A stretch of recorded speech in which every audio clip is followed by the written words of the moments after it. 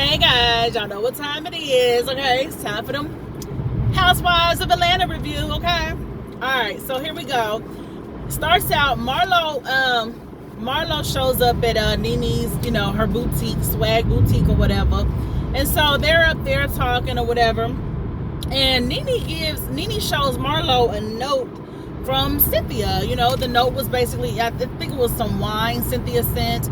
And the note was basically saying, basically it's an invitation for a one-on-one for Nene and Cynthia to finally have like a one-on-one, to kind of resolve the issues that they've been having. So they're talking about that, and Marlo tells Nene she's excited for them to have this one-on-one and that she can't wait or whatever.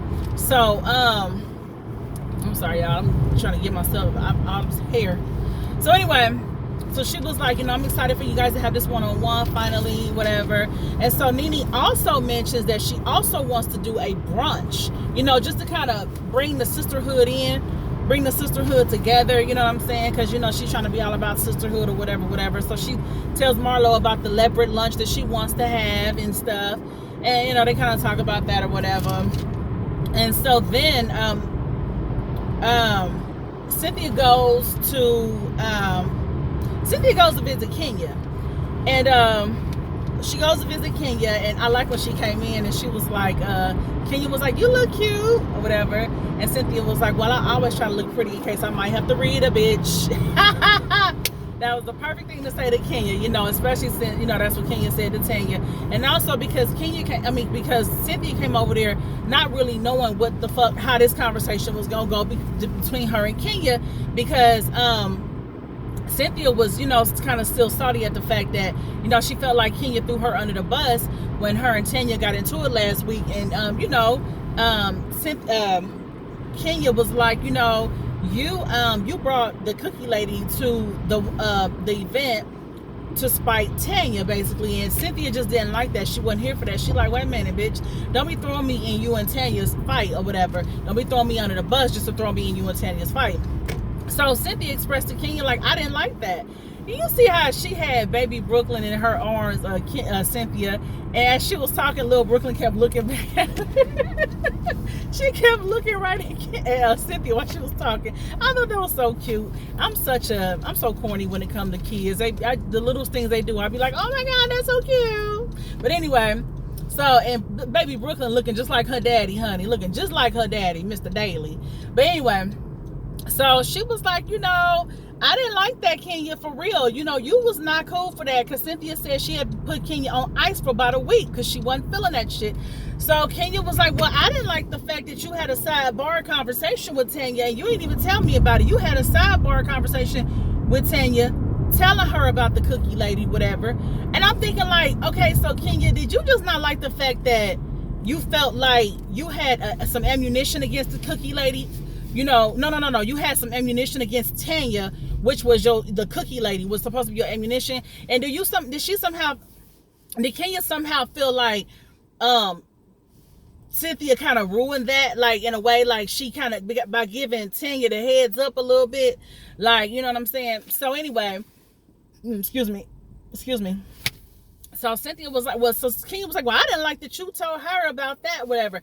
And they were able to talk it out. And Kenya apologized. She said, yeah, I was wrong for that. And Cynthia said, I was wrong for, she's like, I wasn't telling Tanya about the conversation about the cookie lady on the side, just on some, just on some malicious shit. I just was telling her. Really, Cynthia just told her because she wanted Tanya to know or whatever. It might not have been malicious, but it wasn't up to key with her about it. You know what I'm saying? So I felt like at that point Cynthia was inserting herself in the shit between Tanya and Kenya, because you didn't have to tell Tanya that Kenya had talked to the cookie lady. I don't know. I just don't think she should have done that. But anyway, the two apologized to each other. They both admitted, hey, I was wrong for this. I was wrong for that. So then they get on the conversation about Mike, because Cynthia's concerned that Mike got this book coming out called Open Mike, honey, where he dishes on his past relationships, specifically his past failed marriages, where he cheated on his ex-wives. So now this has become of concern for Cynthia, because Cynthia, like, We cheated, so what the hell made me different? You know, I'm just curious, you know, is he gonna cheat on me? You know, things like that. And so Kenya's like, you know, well, you know what I usually say, once a cheater, always a cheater. However, a person can change their ways. So, you know, so Cynthia's, and rightfully so, Cynthia has the right to be concerned about this. You know what I'm saying? I would, you know, if you, I mean, because you do ponder the question, you know, what is different? What is different about me? You know, how do I know you're not going to cheat on me? But the thing, Cynthia, that's just a chance you're going to have to take, honey. Even if you didn't know Mike's past, even if it wasn't Mike and it was another man, I mean, anybody you get with, you're going to have, I mean, you're going to have to, you know, if you're going to marry this person, you got to be open-minded, and you really can't worry about them cheating on you. But I guess it's more easy for her to worry about because she knows for a fact that Mike, you know, that has been an issue for him. And I'm sorry, I said this in my last video, and I'm going to say it in this one. Him having all them fucking lady friends, that's a red flag for me. I don't feel like a grown-ass man needs to have all them fucking female friends. Now, when you a young person, you a young dude, you know what I'm saying? You in junior high or high school or some shit, or maybe even college. You got all these female friends, that's cool, but I'm one to believe not everybody of the opposite sex just wants to be your friend, especially if you're an attractive person. And Mike is an attractive guy. Mike is a very attractive guy, so I can't sit up here and see women just totally want to be his friend. And you know, how did they become friends? You know, my thing is, men and women don't typically meet. They don't typically see each other, and the women are pretty, so two attractive people don't see each other and say, hey, she looks like she can be a really good best friend, or he looks like he can be a really good best friend. You know, did he start off being cool with did he start off trying to get with some of these women and they ended up just being cool? Like what? Like, I don't agree with all those lady friends. I just don't. No way, no ma'am, no ham, honey. So anyway, what else happened? Cynthia, oh, did y'all hear that shady prayer Cynthia prayed? But again, Cynthia didn't know what the hell to expect when it came to her and King's conversation. But I guess Cynthia was ready for whatever. But I thought that was funny when she prayed that prayer like that. So anyway, Cynthia and Nene met up, okay? Finally, the long-awaited conversation at the wine cellar, the Bailey cellar or whatever. They meet up. And, you know, it's a little awkward at first. They exchange pleasantries, you know. Hey, girl, this looks good. I'm so happy to see you. Thanks for coming. You know, Cynthia poured some wine. And she said, I know some things have changed, but I think you still like salsa. Excuse me. So Cynthia broke out the salsa and the wine and stuff. You know how to treat a girl. Know how to treat her friend, you know. So they get the sipping or whatever and talking. And so first Cynthia said, you know, the way I process this is I feel like, you know, we needed to finally have this conversation and everything. And so they start talking, and let me see what happened. So Nene, first of all, Nene already came with the intentions on asking Cynthia, you know, about her calling her a toxic friend, saying that her friendship was toxic. Nene had a real big problem with that. She's like, you know, and so Nene kind of got straight to that after they broke the ice and the pleasantries. Nene was like, you know, you said that I was a toxic friend. I want to know why. So Cynthia explained herself like, okay, well, because I feel like, you know, here's the thing. When you're a friend, when you're a good friend, when you're a friend and it's all good, you're an amazing friend. You're amazing. She said, but when things go left and it's not right, you know, she said, you know, you shut people out, you shut down, you know, you tune people out and things like that. And so Nene became defensive and was like, yeah, I do. Okay. And so, you know, my thing is this: you can't ask someone a question about why they said what they said about you or why they did certain things, and then you want to get defensive. You asked Cynthia an honest question, and she gave you an honest answer. I feel this way because this is how you treat your friends when you get mad. So Nene gets kind of defensive, like I said, and they started going back and forth. And Nene was like, well. And so Cynthia was like, you know, you said things about me too, you know, you called me weak and things like that. And so Nene started trying to go to, like, kind of trying to deflect, like, well, you did more than me. You know, you went on tours and stuff saying this about me, and you did all these interviews, and I had only did one. And Cynthia started trying to tell her, like, with Nene, it don't matter. You know, the point is, we both can agree that, hell, we both done said some foul things about each other. Can we agree on that? And Nene was trying to, like, deflect from that. Like, no, you know, I just feel like, you know, I think it really just bothered Nene that Cynthia called her toxic, you know. And so then Cynthia said, well, maybe toxic was a strong word. Maybe I shouldn't have said that, you know what I'm saying? But either way, you know, so Nene starts to get mad. She gets defensive. She walks up, gets up from the table, and she goes outside and she starts crying. And so she starts crying or whatever. You know, not really want to take accountability for her part. Excuse me. So Cynthia goes behind her, like, okay, let me go talk to her. Excuse me. Damn, the fuck. So so Cynthia's like, what's wrong, Nene? You know, Nene sitting on the side crying. Let me tell y'all this, honey. Nene was sniffling and like she was boohoo crying, honey. But I did not see not one teardrop, and I was looking. I even zoomed into the damn phone because I was watching it on my phone. I watched it on my TV first, and then I watched it on my phone before I went to bed. And I was like, I don't see not one damn tear, okay? Not one tear. Not a one. So, but she kept saying, you just don't know how you make me feel. And my thing with Nene is this. You looking at, I can't stand when people focus on what the fuck you made them feel. Bitch, what about how you made me feel? It's like, okay, Nene, you act like you didn't make Cynthia feel some type of way by the things you said about her. And honey, this shit done got so stupid. I done forgot how the hell it started between them. Was it because of the whole Kenya situation with Cynthia inviting Kenya to the event but not telling Nene? I think it kind of started from there, from last season. Girl, bye. I done forgot the shit. They little arguments be kind of petty though, for real. I mean, real talk. But so they talking or whatever. Let me make sure I got this right. Hold on. So yeah, Cynthia told, like, when you get mad at your friends, you're the first one to tear them down, honey. You're the first one to tear them down. And then he was like, you know, you have your way too, Cynthia. You got your way about yourself, but you just don't want nobody to know. And Cynthia was like, well, what way do I have, Nene? And so Nene was like, you try to make people think you so good or whatever. You try to make people think I'm the bad guy or whatever. And Cynthia was like, look, Nene, we both do. You do what you do and I do what I do. And Cynthia was like, look, one thing you could do is you could sleep good at night knowing I'm happy, Nene. I'm happy or whatever. And she was like, well, you should be happy. What the fuck they got to do with anything, is what Nene said to her. So then, so they was going back and forth, and like I said, Nene got up from the table and walked outside. She started crying. Cynthia goes outside, you know what I'm saying? And, you know, like I said, Nene was so-called crying, but I didn't see not one damn tear. She was crying them so-called tattoo tears, whatever. So they end up talking it out, working it out, hugging it out, and kissing it out, and going back into the wine cellar. So hopefully they be cool, but I got a feeling they're going to fall out again. Cynthia, so Marlo was getting ready for Nene's, her leopard brunch or whatever. And so as she's getting ready, she gets a call from Portia.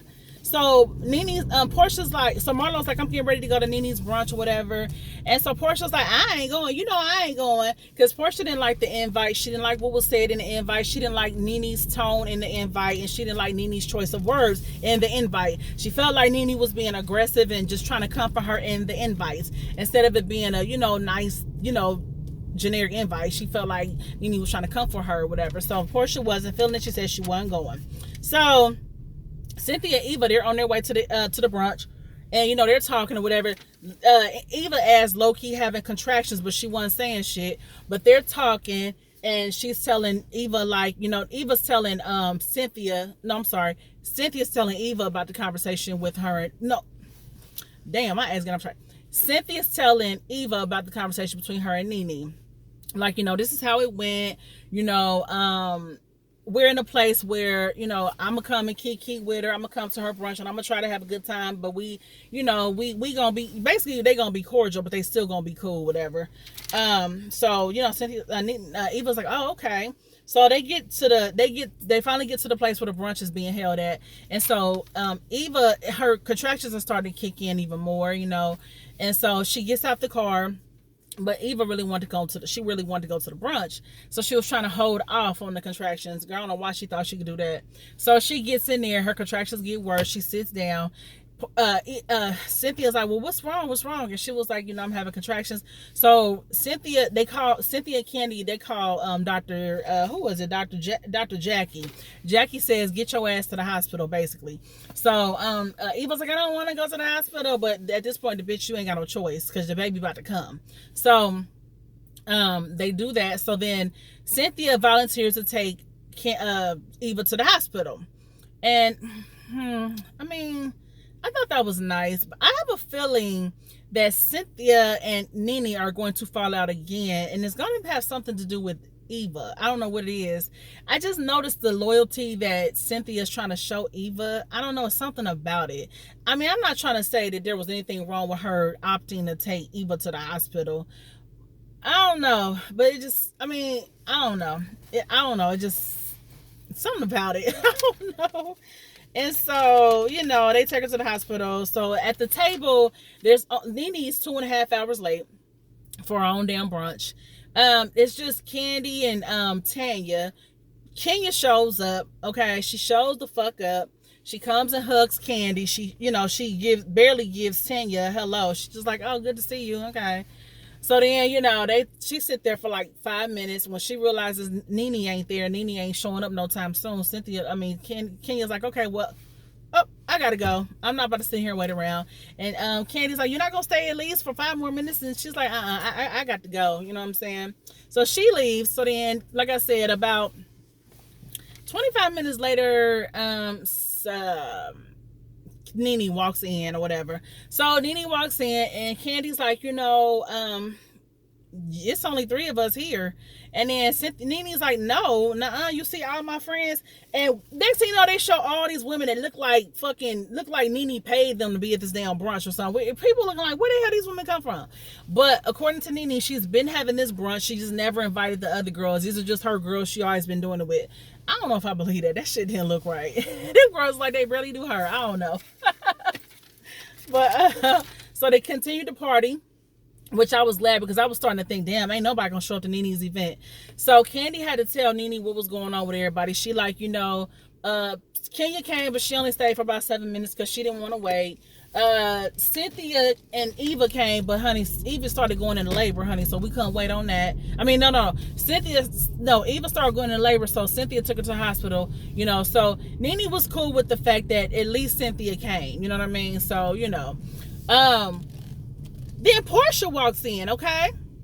Portia walks in because Portia said her beautiful mother, basically told her, like, I guess she's telling her life is short. Portia's mother is gorgeous. Mama Diane, she's gorgeous. And I guess she told her, like, you should go ahead and go to the event. So Portia went to the event, not knowing what to expect, but she went. And, Nene was just telling her, like, Portia, this wasn't going to be no negative type of event or whatever. We just coming to have sisterhood. And so, Nene, let me tell you something. So, Eva called from the hospital to kind of check in with everybody, let everybody know she was okay. Honey, Nene didn't give a fuck. Nene wanted to talk to Portia about what the hell was going on. These girls are silly. Like, I was looking like, damn, she's so, like, I don't know. I just thought that was so funny. She like tuning Candy out on the phone with Eva. She like, okay, well, and she's talking to Portia, whatever. But Portia told Nene, like, I just thought, this and that, XYZ, whatever. And, I mean, that was pretty much it, y'all. I want to see next week's episode, because, honey, that's what Mark gonna be putting Kenya on the spot. Like, we don't want no drama. Kenya agrees. Like he talking for Kenya to Nene. Girl, bye. But that was pretty much it, y'all. And it wasn't really a whole lot after that. It wasn't really a whole lot. So, y'all, that was my review. Leave a comment, subscribe, and all that good stuff. And let me know if I left anything out. All right. Peace.